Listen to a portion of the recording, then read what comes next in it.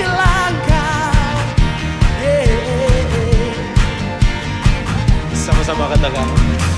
Hari ini kami ada berdiri di hadapannya, memuji dan memuliakan, rayakan kebaikan Tuhan. Dia yang layak disembah, semua bangsa sujud padanya, sebab nama Tuhan berkuasa selamanya di bumi, di surga. Haleluya, terpujilah Tuhan, besar dan ajaib perbuatannya, kasih setianya kekal. Oh, haleluya, terpujilah Tuhan, tak tergoncangkan kerajaannya, dahulu, sekarang, sampai selamanya.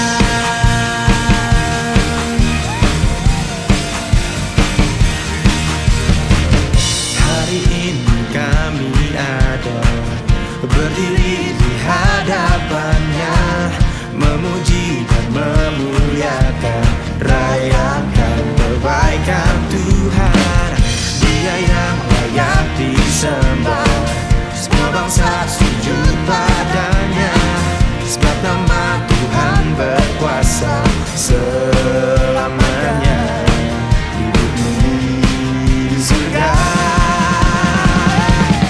Haleluya, terpujilah Tuhan, besar dan ajaib perbuatannya, kasih setianya kekal. Oh, haleluya, terpujilah Tuhan, tak tergoncangkan kerajaannya, dahulu, sekarang, sampai selamanya.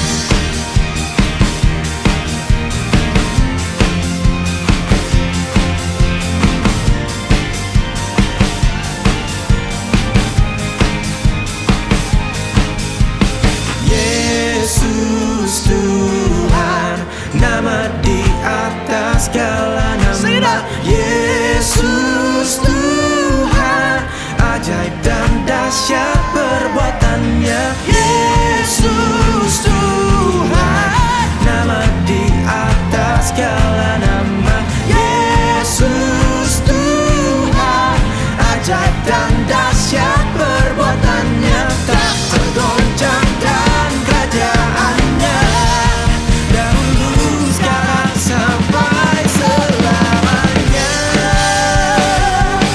Haleluya, terpujilah Tuhan, besar dan ajaib perbuatannya, kasih setianya kekal. Oh, haleluya, terpujilah Tuhan, tak tergoncangkan kerajaannya, dahulu, sekarang, selamanya. Haleluya, terpujilah Tuhan, besar dan ajaib perbuatannya,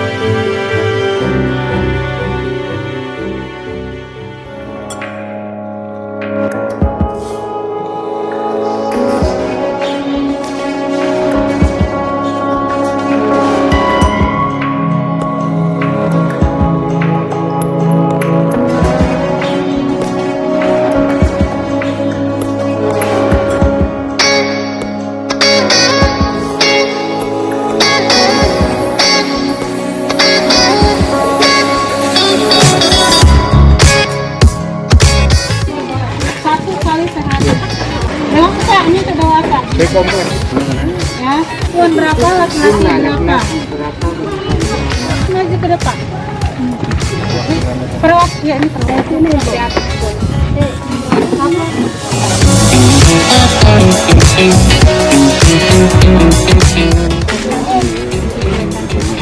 Ada panggil ya.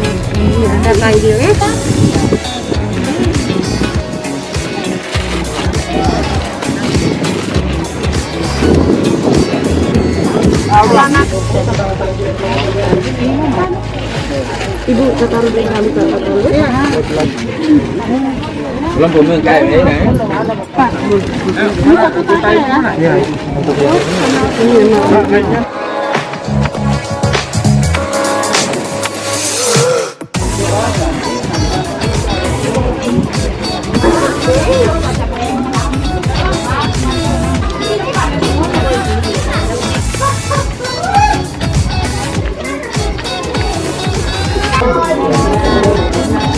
Sama pulo ke Beudi. Ardi sama itu. Dengan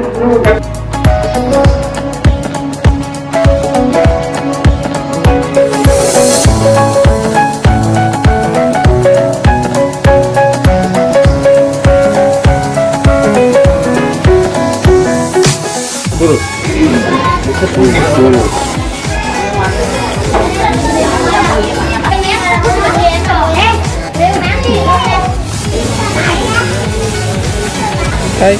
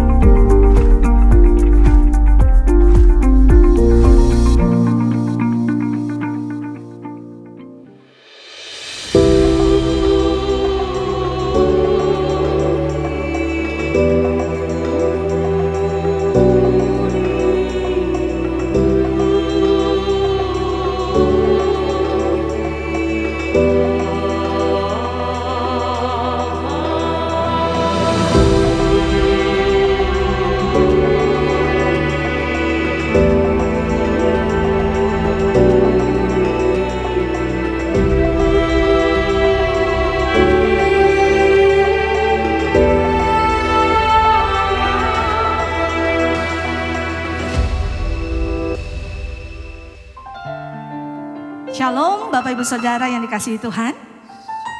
Damai sejahtera buat setiap kita. Bapak Ibu Saudara, kita sedang berada di tengah-tengah situasi yang luar biasa.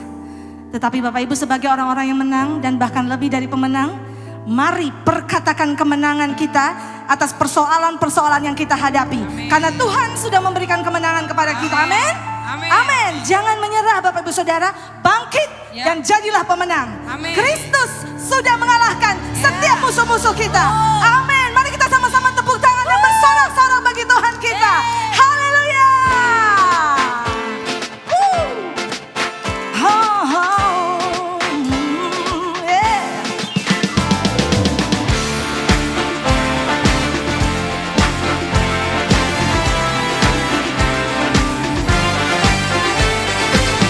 Amin. Oh.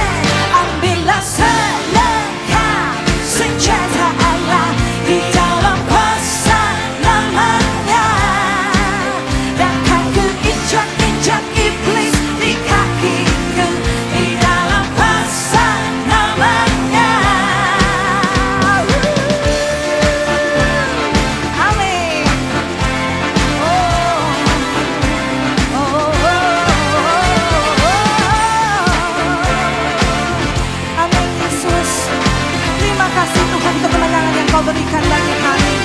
Kami mau katakan firman-Mu, kebenaran-Mu, itulah kekuatanku. Iman dan keadilan menjadi pelindung. Ku tahu lawanku tak berkuasa atasku. Di dalam nama Yesus,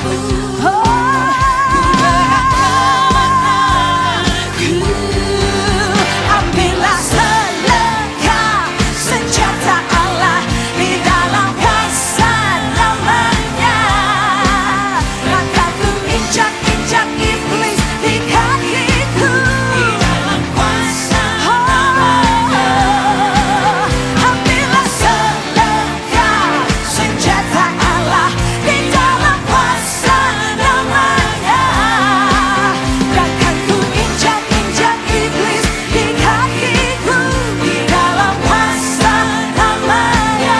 Panggil namanya Yesus, Yesus namanya berkuasa. Ada kuasa di dalam nama Yesus. Panggil namanya, Dia pasti menolong kita.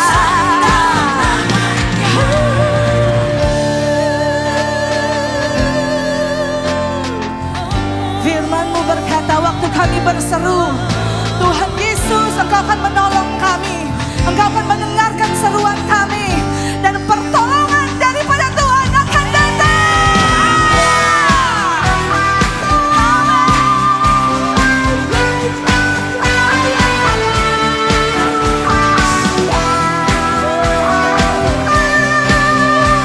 Mari umat mengenang, ambillah selengkap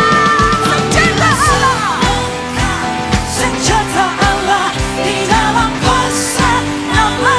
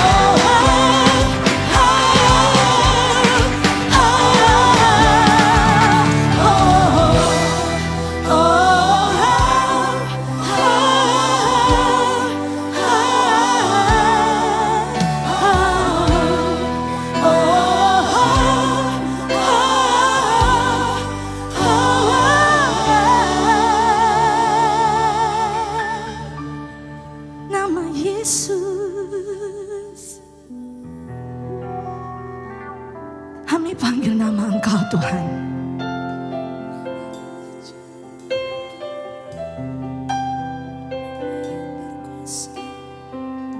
Oh, terima kasih Tuhan. Kami mau tenang di dalam Engkau. Kami membutuhkan ketenangan hari-hari ini. Tenanglah hai jiwaku. Tenang.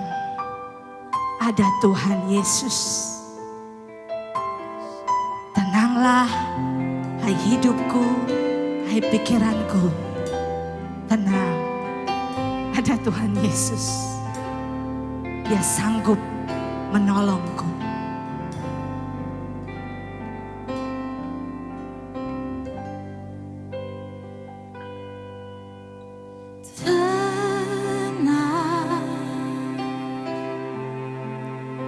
Yesus menolongku,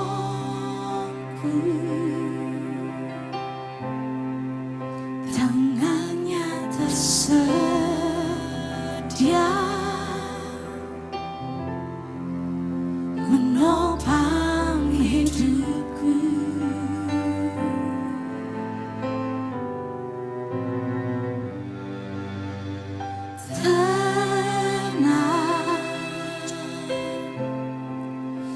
Yesus kekuatanku,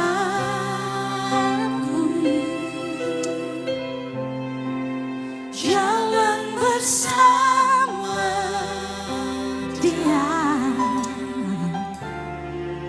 ku pasti menang.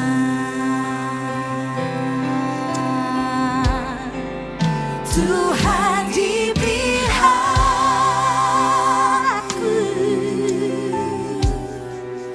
ku tak akan takut.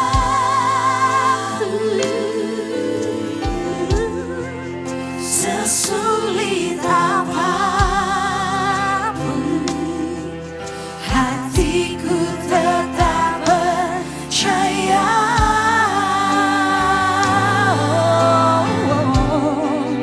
Mujizatnya selalu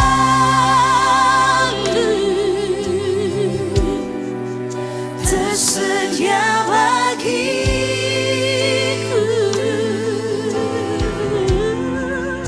Tuhan di pihakku, ku yakin dan percaya.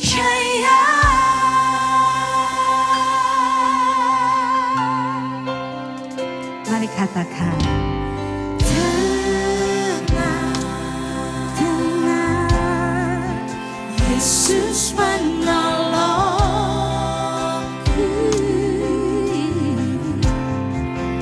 Tangannya tersedia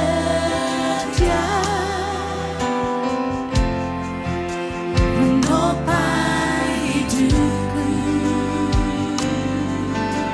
Kami katakan tenang, tenang, tenang. Yesus kekuatan, ada Yesus kekuatanku. Jalan bersama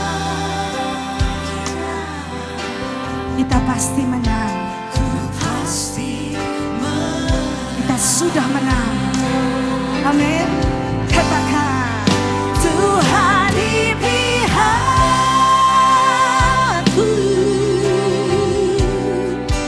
ku tak akan takut.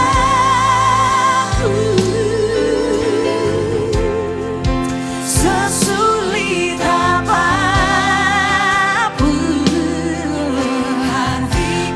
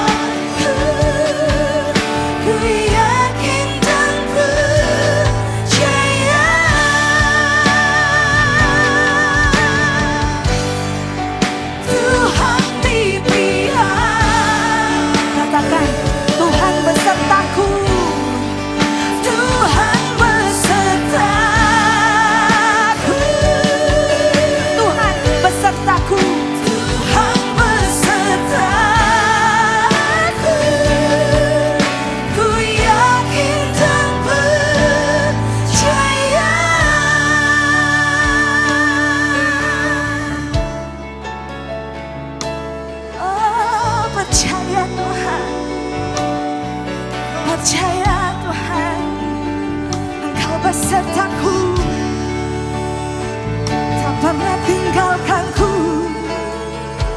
Aku ada di dalam-Mu Tuhan, aku aman di dalam-Mu, aku ada dalam-Mu Tuhan, Tuhan, Tuhan. Mari kita perkatakan firman Tuhan, bahwa Tuhan beserta kita. Ya, kita sedang ada dalam situasi yang penuh dengan kasih karunia luar biasa, tapi Tuhan beserta kita. Itu janjinya. Perkatakan itu bagi hidupmu. Perkatakan itu. Perkatakan dengan iman, karena jadilah sesuai dengan imanmu.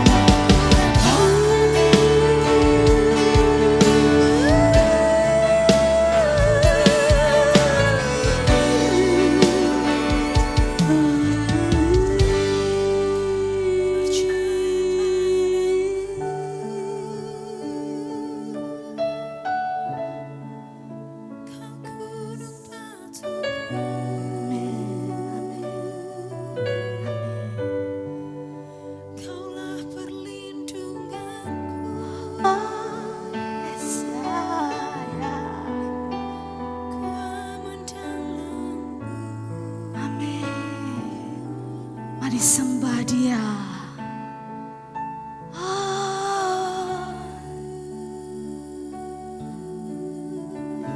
Mari bersama-sama kita menyembah Tuhan. Hati yang tenang di dalam Tuhan, hati yang tidak terburu-buru menantikan Tuhan berbicara bagi hidup kita. Mari sembah Dia dan jadilah tenang.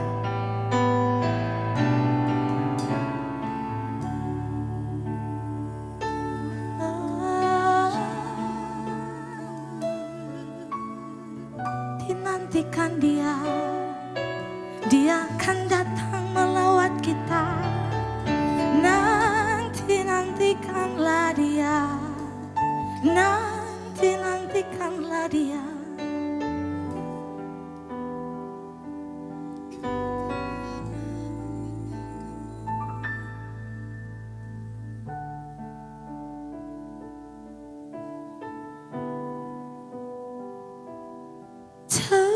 Tenanglah kini hatiku, Tuhan memimpin langkahku. Di setiap saat dan kerja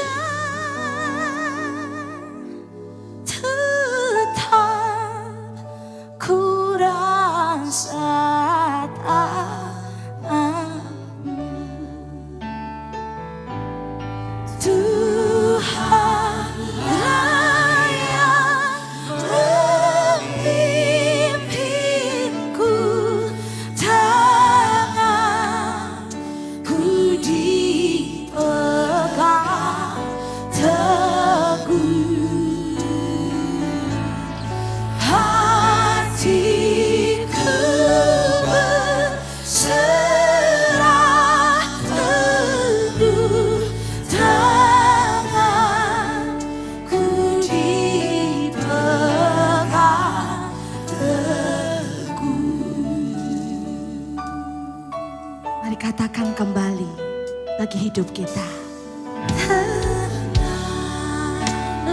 kini hatiku, Tuhan memimpin langkahku. Di setiap saat dan kerja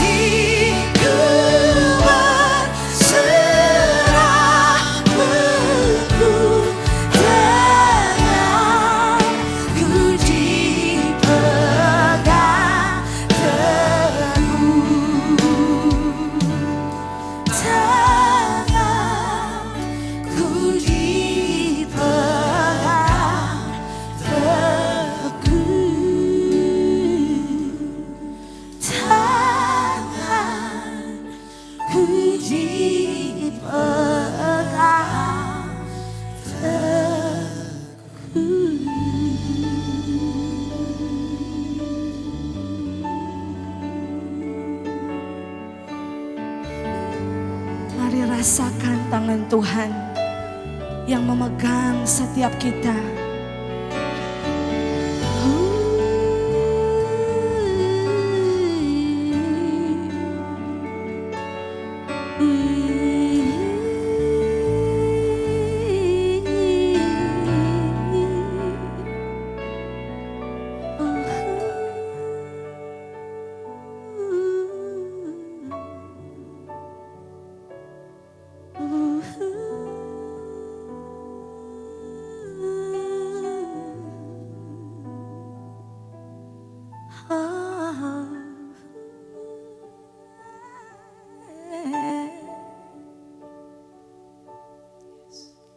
Sertai kami Tuhan, sertai kami Bapa. Berjalanlah bersama kami Tuhan. Kami perlu Engkau, Tuhan Yesus. Kami perlu Engkau Tuhan. Tuhan Yesus, kami perlu kasih-Mu menjamah setiap kami.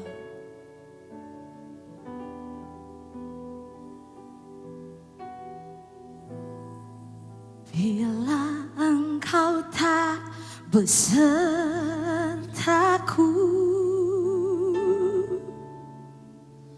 ku tak mau berjalan. Ku perlu Engkau, pimpin langkahku dengan kasih karunia-Mu. Tuntun langkahku setiap waktu, berjalan dalam Roh-Mu.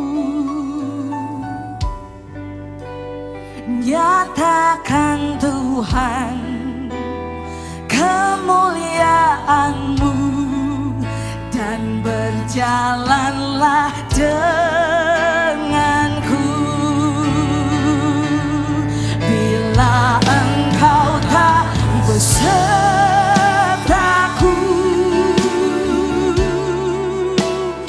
ku tak mau berjalan.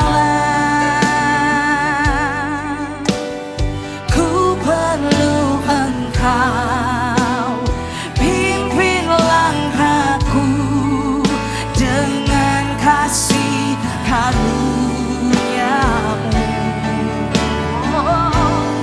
Tuntun langkahku setiap waktu, berjalan di dalam Roh-Mu, berjalan dalam Roh.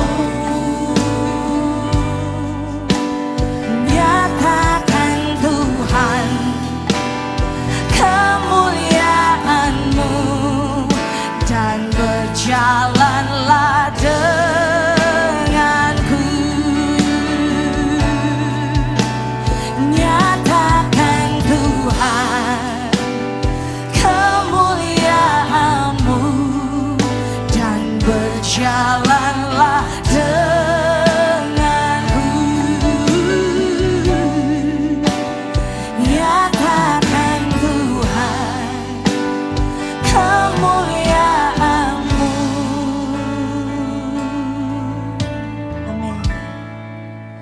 Dan berjalanlah denganku. Tuntun kami Tuhan, di dalam nama Yesus. Kami sudah menyembah, berdoa, dan bersyukur untuk penyertaan-Mu atas hidup kami. Amin. Shalom Bapak Ibu semua, saudara yang dikasihi Tuhan. Apa kabarnya nih? Harapan kami, Bapak Ibu Saudara semua dalam keadaan baik, ya, ada dalam pemeliharaan Tuhan, ada dalam perlindungan Tuhan. Biarpun sekarang saat ini kita belum bisa berjumpa secara fisik, ya, secara offline, tapi kita bersyukur kita masih bisa, ya, berjumpa secara online seperti ini. Dan saya berharap untuk Bapak Ibu semuanya terus menjalankan protokol kesehatan yang pemerintah telah canangkan. Karena kita mengingat COVID-19 ini belum selesai. Bahkan di India sekarang terjadi tsunami COVID yang sangat luar biasa sekali. Di sana sekarang hampir setiap hari itu kurang lebih 400.000 orang yang terdampak oleh COVID-19. Oleh karena itu Bapak Ibu semua dikasih Tuhan, saya berharap untuk setiap kita, mari kita tetap jalankan protokol kesehatan itu.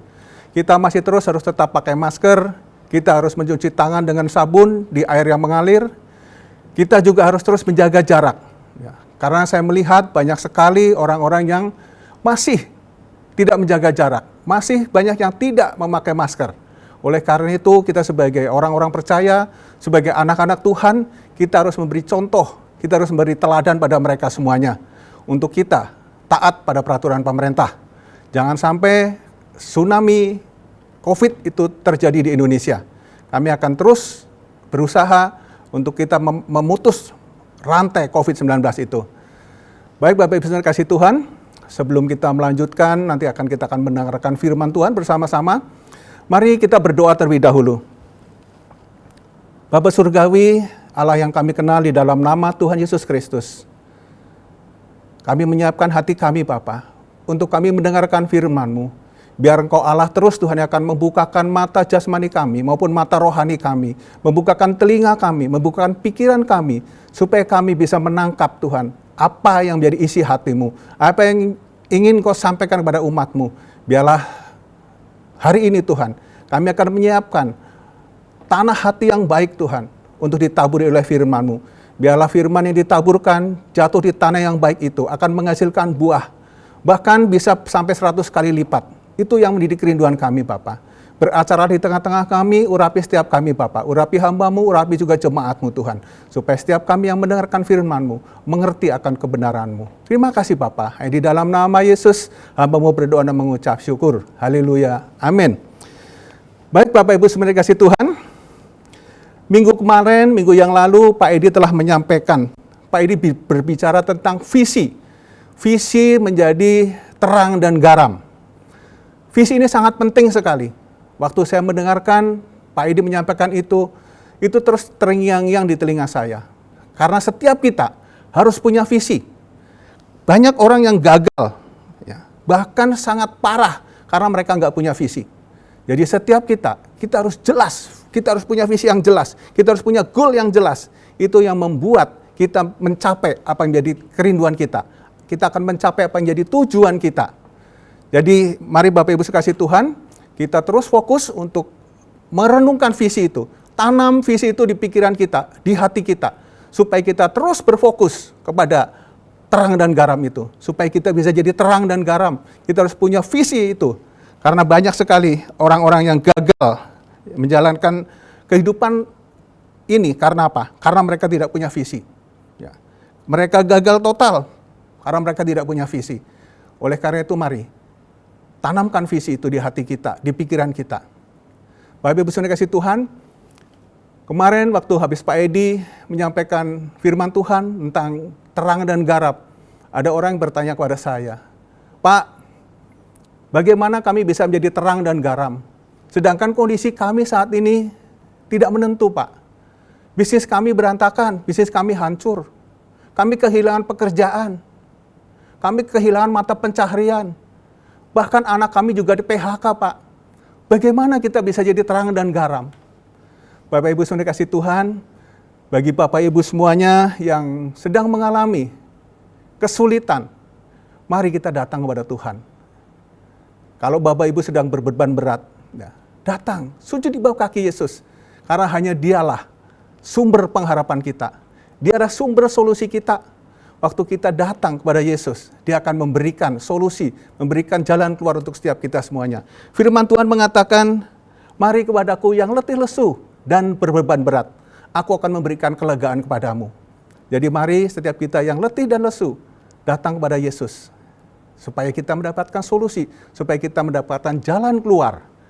Dan ingat, Dia adalah gembala kita yang baik. Dia akan terus membawa kita, menuntun kita, dan membaringkan kita di rumput yang hijau, dan menuntun kita di air yang tenang. Nanti Bapak Ibu bisa baca sendiri ya, di Mazmur 23 ayat 1 sampai ke ayat yang ke-6. Jadi Bapak Ibu semuanya yang letih lesu, jangan Bapak Ibu menyerah, ya. Masih ada harapan waktu kita datang kepada Yesus. Dia akan memelihara kehidupan setiap kita semuanya. Baik Bapak Ibu kasih Tuhan, kita akan melihat firman Tuhan bagaimana untuk kita bisa menjadi terang dan garam itu. Mari kita lihat, saya akan bacakan ayat firman Tuhan terambil dari Roma 12 ayat yang ke-1 dan yang kedua. Karena itu saudara-saudara, demi kemurahan Allah, aku menasihatkan kamu, supaya kamu mempersembahkan tubuhmu sebagai persembahan yang hidup, yang kudus, dan yang berkenan kepada Allah. Itu adalah ibadahmu yang sejati. Janganlah kamu menjadi serupa dengan dunia ini. Tolong perhatikan, janganlah kamu menjadi serupa dengan dunia ini. Tetapi, berubahlah oleh pembaharuan budimu, sehingga kamu dapat membedakan manakah kehendak Allah, apa yang baik, yang berkenan kepada Allah, dan yang sempurna. Bapak Ibu saudara kasih Tuhan, langkah penting dan mendasar untuk menjadi garam dan terang adalah dengan beribadah, mempersembahkan, menyerahkan diri kita seutuhnya kepada Allah, dan mengubah pola pikir kita. Kita belajar menemukan cara pikir yang benar, sesuai dengan firman Allah, dan membuang pikiran kita yang salah, serta menggantinya dengan pikiran Kristus. Apa itu pikiran Kristus? Nanti saya akan jelaskan. Jadi mari sekarang kita ubah pola pikir kita. Kita menyerahkan tubuh kita, ya, serahkan semuanya ke tangan Allah. Biar Allah sendiri yang akan menolong kita. Allah Roh Kudus yang ada dalam diri kita, yang akan memampukan kita untuk kita menjadi terang dan garam.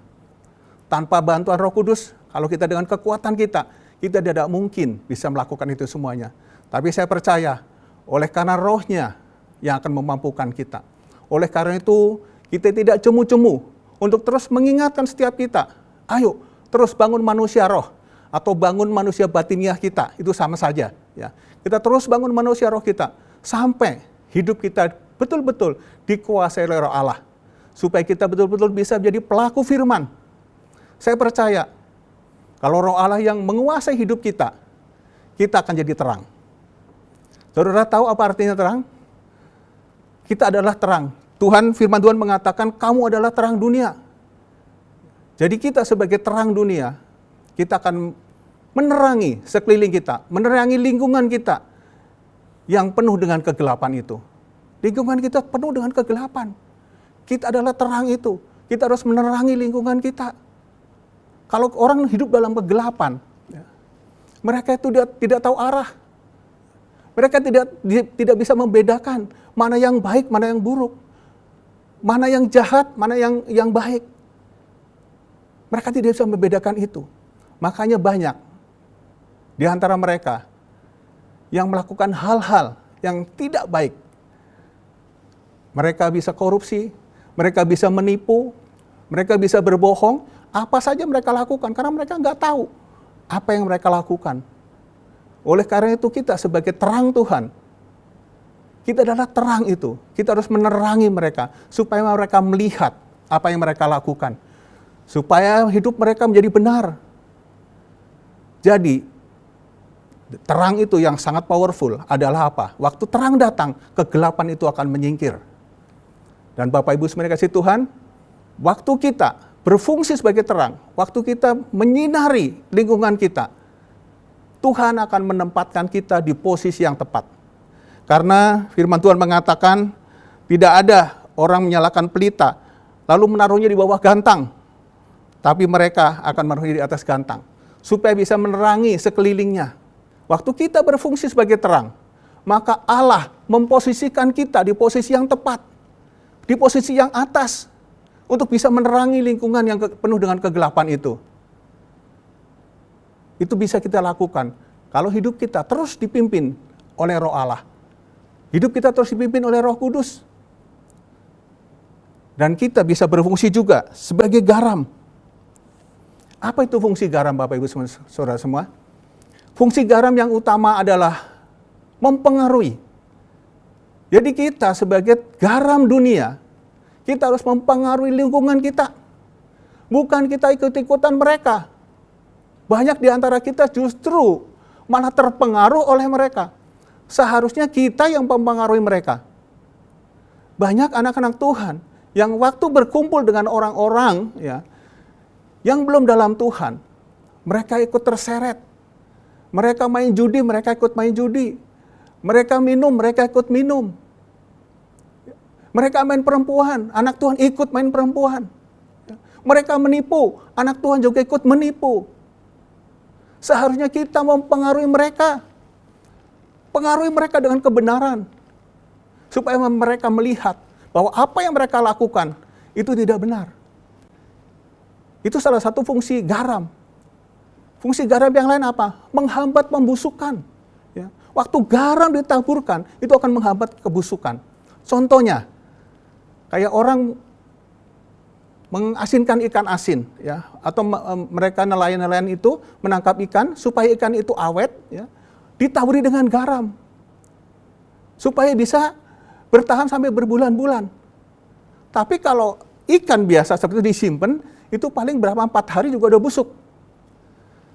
Maka dari itu, kita harus terus menggarami itu, supaya lingkungan kita tidak menjadi busuk. Kita menghambat pembusukan itu. Mari kita berfungsi sebagai garam untuk lingkungan kita. Hidup kita terus dipimpin oleh Roh Tuhan.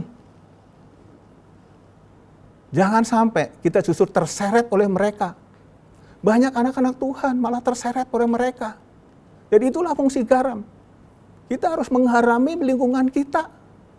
Supaya mereka jadi nikmat, jadi baik. Bukannya kita malah terseret oleh mereka.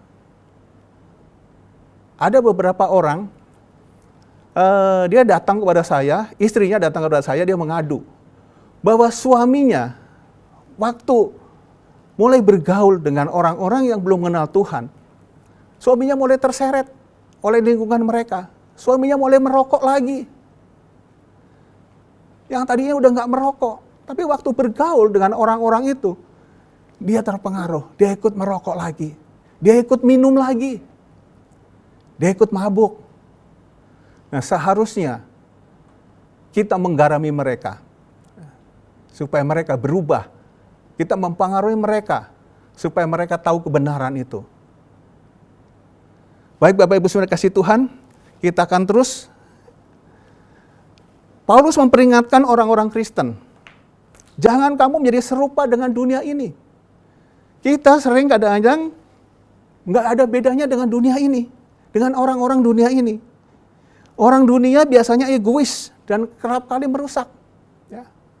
Orang-orang Kristen yang bijak memutuskan bahwa banyak perilaku dunia yang dilarang bagi mereka.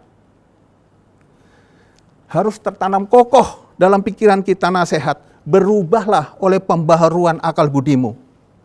Kita harus berubah, saudara. Kita mungkin tidak bisa menghilangkan tabiat dosa kita.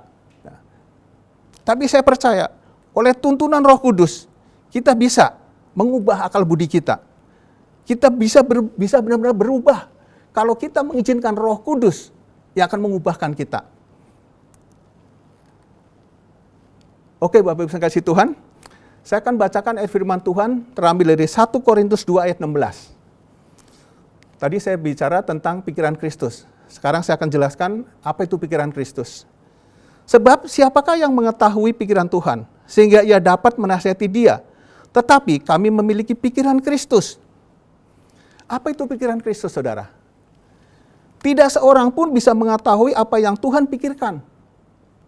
Tetapi melalui tuntunan Roh Kudus, orang-orang percaya memiliki wawasan tentang rencana, pikiran, dan tindakan Allah. Melalui Roh Kudus, kita bisa mulai mengetahui pikiran Allah. Berbicara dengannya. Dan mengharapkan jawaban doa-doa kita. Apakah kita sudah menyediakan cukup waktu bersama Kristus untuk dapat memiliki pikirannya? Hubungan akrab dengan Kristus hanya bisa terwujud jika kita konsisten menyediakan waktu dalam hadiratnya dan dalam firman-Nya. Jadi untuk kita bisa mengetahui pikiran Kristus, kita harus menyediakan waktu khusus untuk kita bersekutu dengan firman-Nya, untuk kita membaca firman-Nya, merenungkan firman-Nya, dan melakukan firman-Nya. Kita siapkan waktu khusus kita. Kita jalin hubungan dengan firman itu, supaya pikiran kita dipengaruhi oleh pikiran Kristus. Firman Tuhan di Filipi 2 ayat 5. Hendaklah kamu dalam hidupmu bersama menaruh pikiran dan perasaan yang terdapat juga dalam Kristus Yesus. Jadi setiap kita orang-orang percaya harus memiliki pikiran Kristus.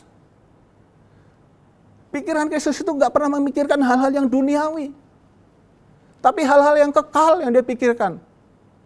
Saya kasih contoh. Bagaimana waktu Yesus selesai berpuasa 40 hari. Dia dicobai oleh iblis. Dia ditawarkan seisi dunia ini akan menjadi milikmu kalau engkau mau menyembah aku. Tapi Yesus menolak itu semuanya. Karena bukan itu visi Yesus. Visi Yesus menghadirkan kerajaan Allah di dunia ini. Jadi itu visi Yesus yang belum diselesaikan. Maka oleh karena itu kita sebagai anak-anak Tuhan, kita harus menyelesaikan visi itu. Untuk menghadirkan kerajaan Allah di dunia ini. Kita harus menjadi terang dan garam. Itu visi kita. Jadi mari saudara, kita terus akan bergerak untuk menjadi pelaku firman. Kita akan terus bergerak menggenapi visi Tuhan itu, yaitu menghadirkan kerajaan Allah. Jika kita berhasrat memiliki sifat-sifat buah roh, maka kita mengetahui bahwa Roh Kudus sedang memimpin kita. Kalau kita punya pikiran atau kita punya hasrat untuk memiliki buah-buah roh, itu salah satu tanda bahwa hidup kita dipimpin oleh Roh Kudus. Pada saat yang sama berhati-hatilah, jangan kita mengira bahwa pikiran kita atau perasaan hati kita itu tuntunan Roh Kudus. Kita harus bisa membedakan itu. Mana pimpinan Roh Kudus, mana suara hati kita. Kita harus berhati-hati di situ. Dipimpin oleh Roh Kudus meliputi keinginan untuk mendengar, saudara. Waktu kita hidup kita dipimpin oleh Roh Kudus, kita ingin mendengar. Kerelaan untuk mentaati firman Tuhan. Kita rela menjalankan firman Tuhan. Dan kepekaan untuk mengetahui yang mana perasaan kita dan yang mana dorongan Roh Kudus. Hiduplah setiap hari dengan dikendalikan dan dituntun oleh Roh Kudus. Maka perkataan Kristus akan ada dalam pikiran kita. Kasih Kristus akan ada di balik tindakan kita. Dan kuasa Kristus akan menolong kita untuk mengendalikan hawa nafsu kita yang egois. Saya ulangi sekali lagi. Maka perkataan Kristus akan ada di dalam pikiran kita. Kasih Kristus akan ada di balik tindakan kita. Dan kuasa Kristus akan menolong kita untuk mengendalikan hawa nafsu kita yang egois. Apabila kita meninggalkan daya tarik dosa dengan kuasa Roh Kudus, dengan menganggap bahwa dosa sudah mati, maka kita bisa mengabaikan semua godaan yang datang.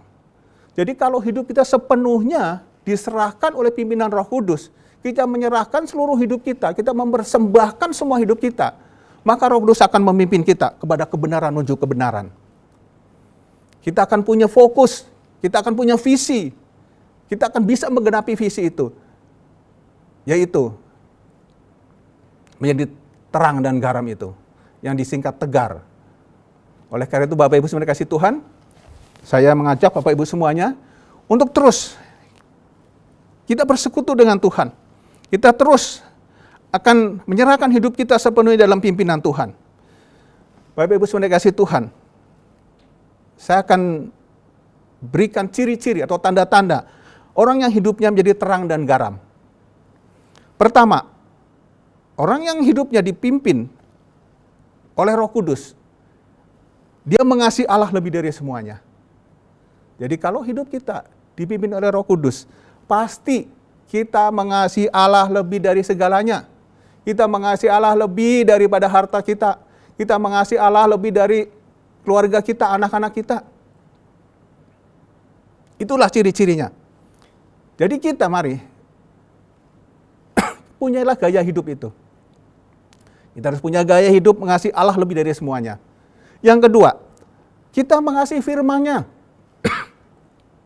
Kita pasti akan mengasihi firman-Nya. Itulah ciri-cirinya. Orang yang menjadi terang dan garam itu. Yang ketiga, mendengarkan tuntunan Roh Kudus. Setiap hari kita terus akan connect dengan Roh Kudus. Kita terus akan minta tuntunan Roh-Nya. Supaya setiap kita terus dituntun oleh Roh Kudus. Tanpa tuntunan Roh Kudus, kita tidak mampu berbuat apa-apa. Jadi untuk menjadi terang dan garam, Kita nggak perlu susah-susah, saudara. Kalau istilah Pak Edi, sorry, maaf nih. Kalau istilah Pak Edi, kita nggak perlu ngeden untuk jadi terang dan garam itu. Ya. Tapi secara otomatis kita akan menjadi terang dan garam kalau hidup kita dipimpin oleh Roh Kudus. Haleluya. Mari kita saksikan saudara kita yang hidupnya dipimpin oleh Roh Kudus itu. Selamat pagi, puji Tuhan kalau pada hari ini kami bisa ada bersama-sama dengan saudara-saudara dan kami bisa menyampaikan apa yang telah menjadi pekerjaan Tuhan di tengah-tengah keluarga kami. Latar belakangnya bahwa saat kemarin-kemarin itu sebelum kami ngalamin, saya sudah melayani Tuhan, tapi buat istri saya ternyata itu tidak pas gitu. Saya tidak menjadi terang dan garam seperti tema dalam minggu ini. Saya bisa menjadi pelayan di luar, tapi tidak bisa menjadi pelayan buat keluarga saya sendiri. Dalam hal ini nanti istri saya akan menjelaskan apa yang saya maksud ini. Silakan. Shalom semuanya. Benar apa yang dikatakan suami saya ya. Suami saya tuh memang rajin untuk pelayanan di PDK, di healing gitu loh. Kami dulu sebagai keluarga tuh juga udah pernah melakukan mesbah keluarga bersama anak-anak. Tapi kemudian karena seringnya yang satu tidak bisa hadir, tidak bisa ikutan gitu. Jadi sering begitu akhirnya lama-lama bolong-bolong akhirnya nggak konsisten lagi, akhirnya nggak melakukan hal itu lagi gitu. Tapi puji Tuhan sejak suami saya sekarang ikut Koram Deo, dia udah mulai lagi mengajak kita. Kalau dulu tuh udah dibiarkan saja gitu loh, kita bertumbuh sendiri gimana, pokoknya nggak diajak gitu loh. Nah saat ini sekarang sejak suami udah rajin ikut Koram Deo, jadinya tiap hari kita tuh konsisten sekarang. Udah mulai ada lagi mesbah keluarga dan kita sudah merasakan lagi terang Kristus ada di dalam keluarga kita. Itu. Ya, jadi saya perjelas seperti yang tadi disampaikan istri saya. Kenapa saya juga akhirnya membiarkan gitu? Karena ada harapan-harapan saya terhadap istri saya, terhadap anak-anak yang saya tidak dapat gitu. Akhirnya itu membuat saya sendiri jadi frustasi gitu. Saya juga ngeluh sama Tuhan. Saya istilahnya agak komplain sama Tuhan. Kenapa justru saya nggak bisa dapatkan ini dari keluarga saya sendiri. Jadi justru saya berasumsi, istri saya juga berasumsi. Akhirnya kita nggak ada jalan keluar gitu. Nah, sampai akhirnya kita fokus ada mesbah pagi. Saya mulai duluan untuk mesbah pagi. Saya berdoa buat istri saya supaya dia juga bisa ngalamin Tuhan, bisa ikut. Tadinya di awal-awal saya juga bilang kok nggak ada perubahan, tapi waktu yang saya rasakan gini, waktu saya fokus sama Tuhan dan bukan jawaban yang saya kejar, justru di situ Tuhan mulai menjawab. Tuhan mulai mungkin bicara, bukan mungkin lah, pasti Tuhan bicara sama istri saya. Saya melihat banyak perubahan dalam hidup dia, saya mulai melihat hatinya yang berubah, dan puji syukur bahwa semuanya itu Tuhan izinkan untuk kami bisa rasakan sama-sama di dalam keluarga. Jadi sekarang saya bilang sama anak-anak juga supaya mereka untuk terus jadi terang dan garam di dalam kehidupan mereka. Jadi kalau ada orang ketemu sama mereka, orang itu harus bisa merasakan Kristus melalui hidup mereka. Jadi itu yang menjadi fokus kami saat ini, supaya dimanapun kami ada, orang bisa melihat Kristus melalui kami. Itu yang kami mau sampaikan, kami mau saksikan. Terus kita disiplinkan rohani kita dan kita terus menjadi terang dan garam buat sekitar kita. Wow, kesaksian yang sangat luar biasa sekali. Kesaksian yang powerful, kesaksian yang memberkati kita semuanya. Ya.